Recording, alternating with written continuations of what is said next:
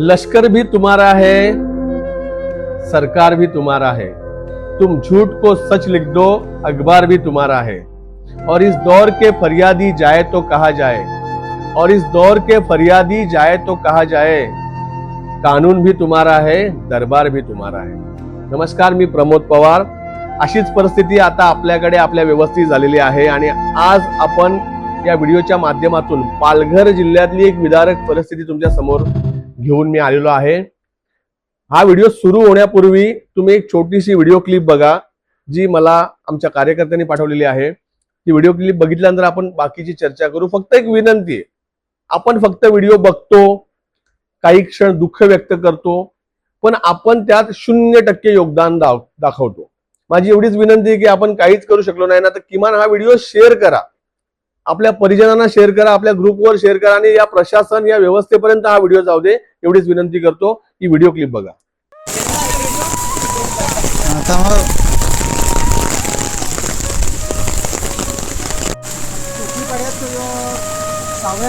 टोकीपाड्या गावात आहेत। आमच्याकडे हे बघा, ही अशी हालत आहे की आम्हाला काहीतरी कृपा करायला पाहिजे। आमचे हे हाल आहे आणि विनंती करतो की आम्हाला स्मशानभूमी पाहिजे। सावरे अंबू टोकेपाडा येथील रहिवासी बनी टोके यांचं अल्पशा आजाराने निधन झाले।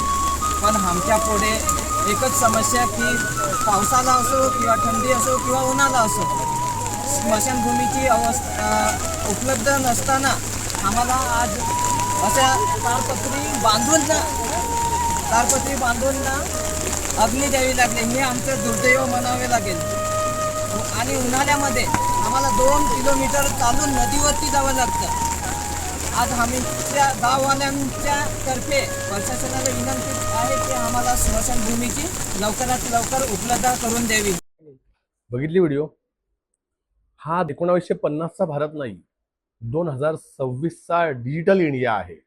आणि या डिजिटल इंडियामध्ये पालघर जिल्ह्यातल्या सावरे अंबूर भागातील ब्राह्मणपाडा असेल, टोकेपाडा, दुमाडपाडा या पाड्यांमध्ये आजही स्मशानभूमीची व्यवस्था नाही।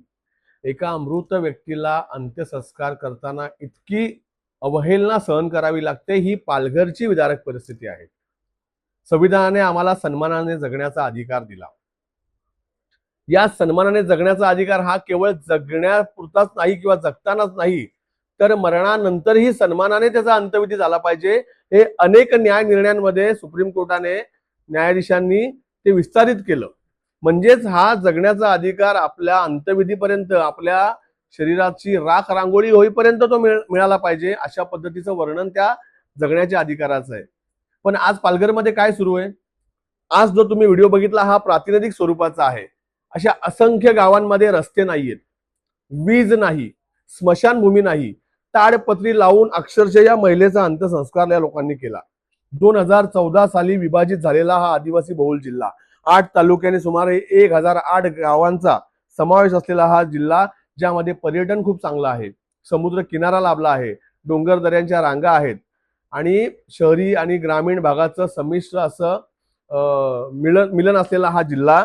आणि या जिल्ह्याला आदिवासी बहुल म्हणून सन्मानित करण्यात आलं की बाबा आदिवासींचा सर्वांगीण विकास व्हावा, आदिवासींना प्रायोरिटी मिळाली पाहिजे, प्राधान्य मिळालं पाहिजे, म्हणून या जिल्ह्याचं विभाजन 2014 साली करण्यात आलं।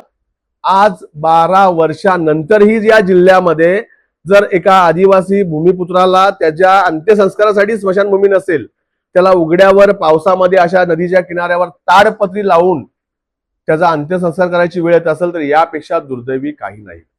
प्रश्न असा आहे की विकासाचा प्रकाश उद्योगापर्यंत पोहोचला, आपल्याकडे बुलेट ट्रेन आली, आपल्याकडे वडोदरा हायवे एक्सप्रेसवे आला, आपल्याकडे परवाच मुख्यमंत्री महोदयांनी एअरपोर्टची पाहणी केली की जिथे आपल्या पालघरमध्ये एअरपोर्ट होणार, वाढवण सारखं जागतिक दर्जाचं बंदर होणार। हा सगळा विकास एका बाजूला सुरू आहे आणि दुसऱ्या बाजूला इथला मूल निवासी आदिवासी, इथला भूमिपुत्र हा उद्ध्वस्त होत चाललेला आहे। वेगवेगळे प्रकल्प आणायचे, ते आमच्यावर लादायचे, त्याचा बेनिफिट उद्योजकांनी घ्यायचा, त्याचा बेनिफिट शहरातल्या लोकांनी घ्यायचा। वेगवेगळे पाण्याचे प्रकल्प आणायचे, त्याचं पाणी शहराकडे न्यायचं, पण इथल्या भूमिपुत्राला त्याच्या मूलभूत गरजांपासून वंचित ठेवायचं, ही पॉलिसी आता गव्हर्नमेंटने आखलेली आहे। परवा वाढवणचे तुम्ही व्हिडिओ बघितले असतील की लोकांनी प्रखर विरोध केला पण आपल्या समोर कोणाला ठेवलं जातं? आपल्याच पोलीस मित्रांना. या पोलीस खात्यातले अनेक पोलीस अधिकारी कर्मचारी हे स्थानिक भूमिपुत्र आहेत, शेतकरी आहेत.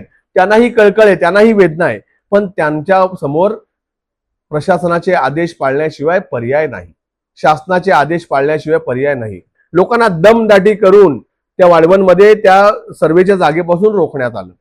काही लोकांना स्थानबद्ध करण्यात आलं, काही लोकांना अरेस्ट करण्यात आलं. मग लोकशाही कुठे चालली आपली, हा प्रश्न आहे.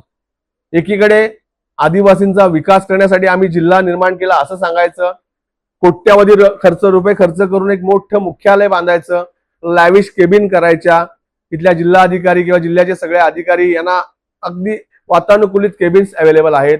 जिल्ह्याच्या सगळ्या लोकप्रतिनिधींना येण्यासाठी डीपीडीसीच्या मीटिंगसाठी वातानुकूलित हॉल उपलब्ध आहे. एका अधिकाऱ्यामागे, एका मंत्र्यामागे गाड्यांचा लवाजमा आहे. 5-5, 10-10, 15-15 पोलिसांच्या गाड्या आहेत. ही सगळी यंत्रणा या लोकप्रतिनिधींच्या लांगुल चालण्यासाठी खर्च होत आहे. पण दुसरीकडे ज्याच्यासाठी हा जिल्हा निर्माण केला, ज्याच्या उद्धारासाठी या जिल्ह्याची निर्मिती केली, त्या इथल्या मूल निवासी आदिवासीला मात्र त्याच्या मूलभूत अधिकारांपासून, त्याच्या बेसिक गरजांपासून वंचित ठेवायचं काम केलेलं आहे. ही आत्ताची पालघरची परिस्थिती आहे. अनेक ठिकाणी रस्त्यापासून लोक वंचित आहेत. स्वातंत्र्याच्या 80 वर्षानंतरही जर त्या लोकांना रस्ता मिळत नसेल, पोरांना शाळेत जाण्यासाठी योग्य रस्ता नसल्यामुळं पावसाळ्यामध्ये मुलं शाळेत जात नाही, ही जर परिस्थिती पालघर मधल्या भूमिपुत्रांची असेल तर कसं समजायचं आपण की पालघरचा विकास झाला? प्रश्न हा फक्त टोकेपाडा, दुमाडपाडा, ब्राह्मणपाड्याचा नाही. आज जी तुम्ही व्हिडिओ बघितली ही प्रातिनिधिक स्वरूपाची आहे. कधी कधी तुम्हाला एक गोष्ट सांगतो की रस्ता नसेल तर आपण रस्ता बदलून जाऊ शकतो, चिखलातून जाऊ शकतो. आपल्याकडे जर आरोग्याचा एका दवाखान्यात उपचार नाही मिळाला तर आपण दुसऱ्या दवाखान्यापर्यंत पोहोचू शकतो. एका ठिकाणी पाण्याचं आपण 1-2 किलोमीटरवरनं पाणी घेऊन येऊ शकतो. पण जेव्हा एखाद्या माणसाचं मरण होतं तेव्हा त्याला अंत्यविधीला पर्याय नाहीये. त्याचा अंत्यविधी करावाच लागतो, त्याला जाळावंच लागतं, त्याला सरणावर न्यावंच लागतं, म्हणजे मरणाला पर्याय नाही. मग अशा परिस्थितीमध्ये मरणासाठी त्या मरणाचं सन्मानपूर्वक अंत्यविधी व्हावा मृताचा, याची काय व्यवस्था आहे आपल्याकडे? स्मशानभूमीसारखी बेसिक गोष्ट जर इथलं जिल्हा प्रशासन करत नसेल, इथली जिल्हा परिषद करत नसेल, इथली ग्रामपंचायत करत नसेल, तर कसला आलाय विकास?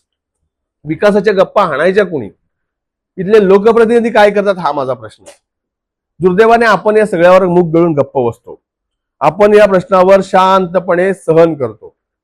काही बोटावर मोजण्या इतकी लोक आवाज उठवतात, पण त्यांना साथ मिळत नाही. तो आवाज प्रशासनापर्यंत, व्यवस्थेपर्यंत पोहोचत नाही.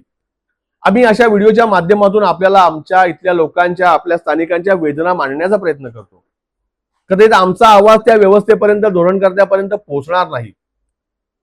आमची आरोळी तिथपर्यंत त्यांच्या कानापर्यंत जाणार नाही. माझी या व्हिडिओच्या निमित्तानं तुम्हाला विनंती आहे की केवळ व्हिडिओ बघून आपण त्याच्यावर क्षणभराचं शोक व्यक्त करण्यापेक्षा आपण काहीतरी केलं पाहिजे असा विचार करा.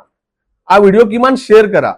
हा व्हिडिओ जास्तीत जास्त लोकांपर्यंत पोहोचू दे आणि त्या व्यवस्थेला, जे आपल्या पालघर जिल्ह्यावर वेगवेगळे प्रकल्प लागतात आणि पालघरचं चित्र चांगल्या विकासाचं आहे, बाबा फार सुजलाम सुफलाम जिल्हा आहे असं दाखवण्याचा प्रयत्न करतात. जिल्हा सुजलाम सुफलाम झाला पाहिजे, पण तो इथल्या सर्वसामान्य रांगेतल्या शेवटच्या माणसाला सोबत घेऊन झाला पाहिजे.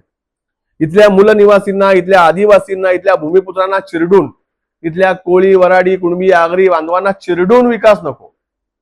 तो विकास या लोकांच्या मृतदेहावर होत असेल तर त्या विकासाला काही अर्थ नाही. तो विकास या लोकांच्या सरणावर होत असेल तर त्याला काय अर्थ नाही. आणि त्या सरणानंतरही ते सरण जाळायला जर स्मशानभूमी नसेल तर तुमच्या विकासाला किंमत नाही. म्हणून मी सुरुवातीला सांगितलं की लष्कर भी तुम्हारे आहे और सरकार भी तुम्हारा है. तुम्हाला वाटेल ते तुम्ही करू शकता. तुम्ही झूटला सच आणि सचला झूट लिहू शकता, कारण माध्यम तुमच्याकडे. जो आवाज उठवतो त्याला पोलिसी खाक्या दाखवला जातो. अत्यंत उर्मट वर्तणूक कार्यकर्त्यांशी, आवाज उठवणाऱ्यांशी, पत्रकारांशी केली जाते. म्हणजे आवाज उठवायचा नाही, सरकार विरोधी बोलायचं नाही, व्यवस्थेला प्रश्न विचारायचे नाही, अशी पूर्ण व्यवस्था तयार करायला लावलेली. आणि याच्यावर सर्वसामान्य लोकांनी काहीतरी बोललं पाहिजे. किमान हा व्हिडिओ शेअर करून आमच्या भावना त्या जास्तीत जास्त लोकांपर्यंत तरी पोहोचण्याचा प्रयत्न करा, एवढीच अपेक्षा आहे. सावरा एंबूरच्या प्रश्नावर फक्त व्हिडिओ टाकून आम्ही शांत बसणारे नाहीयेत. या प्रश्नावर यापुढे ग्रामपंचायत, पंचायत समिती, जिल्हा परिषदेकडे आमचे कार्यकर्ते पाठपुरावा करतील. त्यांना प्रश्न विचारतील की तुम्ही प्रस्ताव का नाही पाठवला. तुम्ही का स्मशानभूमीचं बांधकाम केलं नाही? या मरणानंतरच्या माणसाच्या मरणानंतरच्या प्रक्रियेसाठीही शासन जबाबदार आहे. हे कल्याणकारी राज्य आहे. संविधानाने यांच्यावर जबाबदारी टाकलेली, व्यवस्थेवर, प्रशासनावर, शासनावर जबाबदारी टाकलेली आहे की माणसाचा सन्मानाने जगण्याचा अधिकार त्याला शेवटच्या क्षणापर्यंत मिळाला पाहिजे. मरणोत्तरही त्याचा सन्मान झाला पाहिजे. मरणानंतर हेटाळणीची परवानगी येणार नाही, मरणानंतरच्या अवहेलनेची परवानगी येणार नाही. त्यामुळे यासाठी आम्ही तर आमचा लढा लढणार आहोत, पण आपल्याकडे असे असंख्य प्रश्न आजही आ वासून उभे आहेत, पण त्याच्यावर कोणीही बोलायला तयार नाही. हे दुर्दैवी आहे. स्वातंत्र्याचा उठाव झाला तेव्हा अशाच प्रकारे विरोध दडपला जायचा, आवाज दडपला जायचा, पण क्रांतिकारकांनी आपल्या प्राणाची बाजी लावून उठाव केला. उशिरा का असेना तो उठाव सक्सेस झाला. त्याचप्रमाणे आपलेही प्रश्न असे सुटतील अशी अपेक्षा बाळगतो. धन्यवाद.